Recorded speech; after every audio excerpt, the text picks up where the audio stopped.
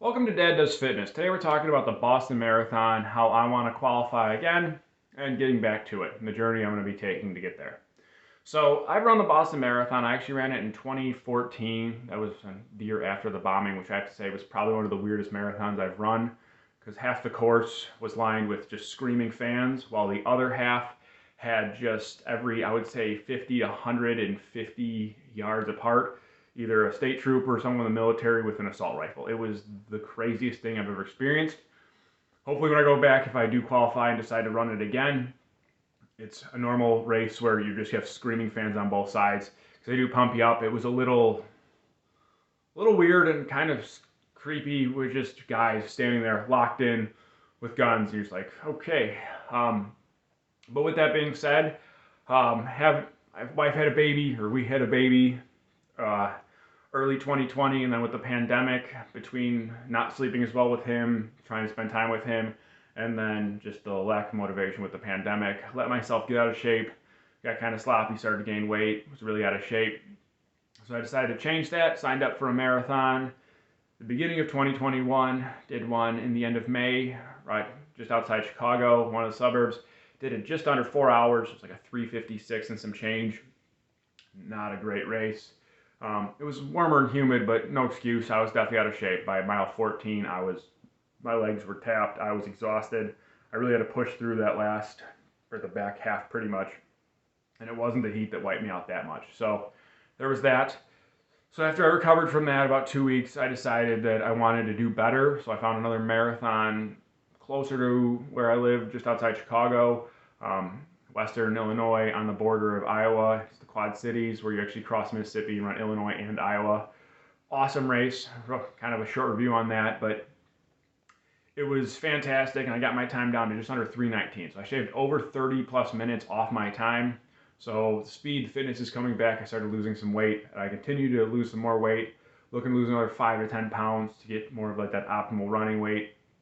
And again, the speed's starting to come back. I'm able to run at 7-minute pace with a lot more ease. Before it was kind of a struggle. I know in the summer, obviously the heat wipes you out a little bit, but so speed's coming back, endurance coming back a little bit. As I'm getting a little older, I think pacing myself is becoming a little easier. I would say when I was a little younger, early 20s, I would definitely was more of a push as hard as I could and then just die toward the end. So I always had extreme positive splits.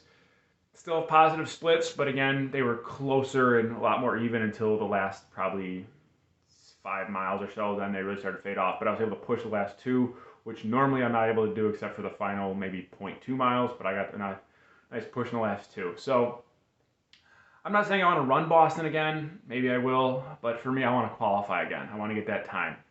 Boston has a prestigious race run every year and end of April. Patriots Day. I think it's usually the third Monday of April, Patriots Day. Patriots Day is a holiday that pretty much is only celebrated in Boston because of the marathon. It's been run over 125 years consistently. Qualifying times have changed throughout the history depending on how well everyone's doing and how many runners are interested. Currently, the times are 3 hours or better for men between the ages of 18 to 34 years old, and then every 5-year age group beyond that gets a little bit more time. So it's every 5 to 10 minutes addition as it goes up, and then after 80 plus, it's like you just have that same time.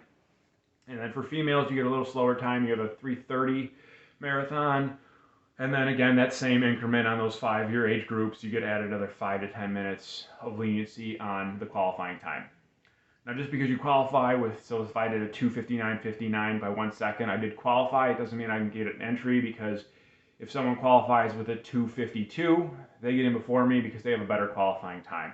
So obviously, the bigger your qualifying time, the more likely you are to still get in that race. So keep that in mind if you are looking to qualify, that just because you got the qualifying standard doesn't mean you're guaranteed an entry, and you'll have to re-qualify at a later time. Now, you can also do as a charity runner, which is great to help out a charity. But I feel like most people, especially runners, you want to have that time because you can kind of brag about that to your other runner friends. With that being said, this kind of started my journey. This is going to kind of hold me accountable. I have a couple other running goals that I want for by the end of 2022.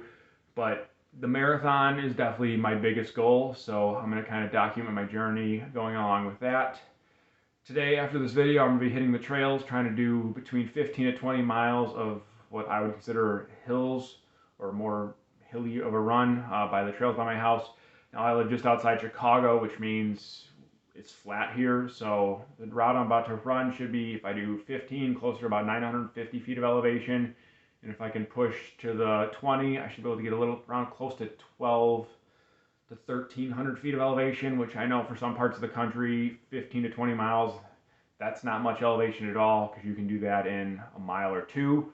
But for this area, that's extreme elevation because we have no elevation. We're one of the flattest states in the country, and we get bridges or our hills. So I'm going to go give that a shot, see what I can do, start trying to get that endurance back up a little bit so that when I do get to the mile 20 or so, I have that little extra in the tank.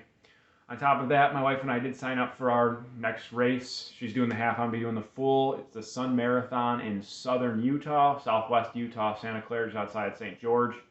So we're going to be going to do that. It's January 28th, 29th, whatever that Saturday is. So we're flying in and going up to do that. See a couple national parks while we're there. Fire the Valley and then Zion is what we're kind of hoping to do. So we're excited for that.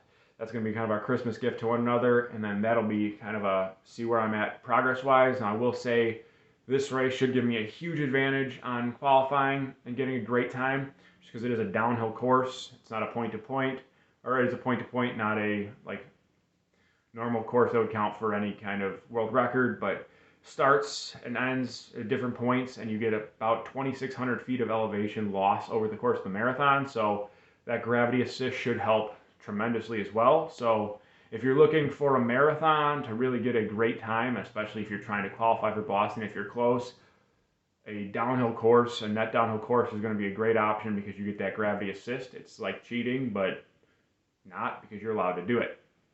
So we'll be doing that. If you have any tips or tricks, comment below. Otherwise, let me know if you've qualified for Boston, what race you've done, or what race you're planning on doing. If you like the video, please hit the like button or subscribe to the channel. It'd be appreciated. Thank you. Enjoy your run.